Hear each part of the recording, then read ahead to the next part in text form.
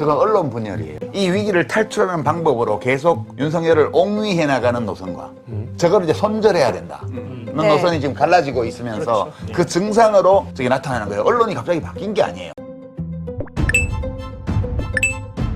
유시민 작가께서는 최혜병 특검과 관련해서 주류 언론들이 분열하고 있다고 평가하셨습니다. 그에 걸맞는 재밌는 칼럼이 현재 화제입니다. 전문 그대로 보여드립니다. 윤 대통령이 처음 거부권을 썼던 때와 지금은 사정이 많이 달라졌다.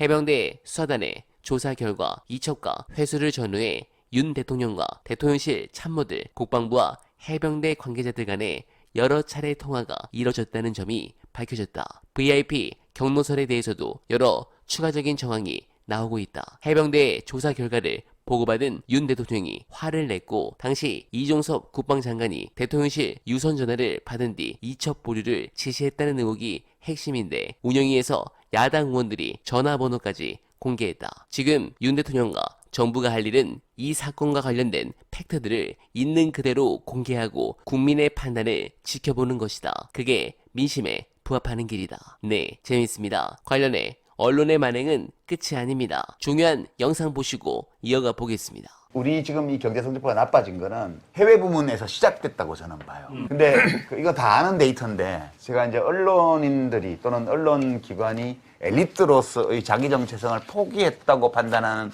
이유 중에 하나예요. 이게. 네. 이게 이렇게 됐으면 원인 분석을 해야 되거든요. 그러면 저 무역 수지 적자가 저렇게 커졌는데 계속 커졌는데 어디서 제일 적자가 많이 나냐 어느 나라에? 예. 중국이에요. 중국이죠. 네. 그러면 중국은 과거에 한중 수교 이후에 우리가 30년 동안 흑자만 봤던 나라인데 왜 저렇게 되느냐? 그렇게 시작해야 돼요. 분석을. 최근 러시아 무역도 반토막이 났거든요. 미국에 대해서는 오히려 무역 흑자가 늘어났고요. 그럼 그 흐름들을 보면서 이것이 밖에서 생긴 원인이냐 아니면 그 계기가 안에서 만들어진 것이냐 이걸 분석을 하고 정부의 어떤 선택이나 대통령의 행위가 이 문제를 혹시 야기했을 가능성이 있는지를 챙겨보고 그 가능성이 있으면 그걸 경고를 해줘야 돼요. 그게 우리가 전통적으로 우리가 알고 있던 언론의 기능이거든요. 그걸 안 해요. 이 데이터 자체도 보도를 안 합니다. 왜? 정부 여당이 해로우니까.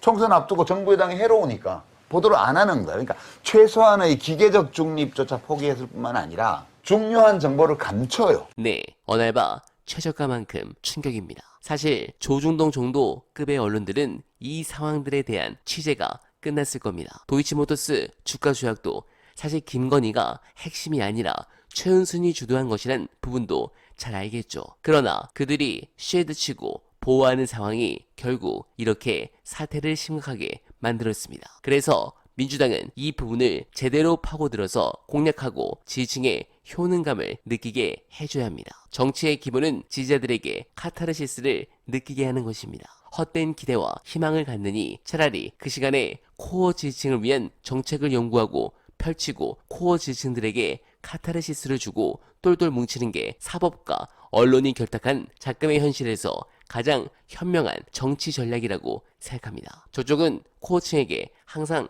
파시즘의 방식으로 카타르시스를 줍니다. 이유는 지지층이 정신병자가 많기 때문이죠.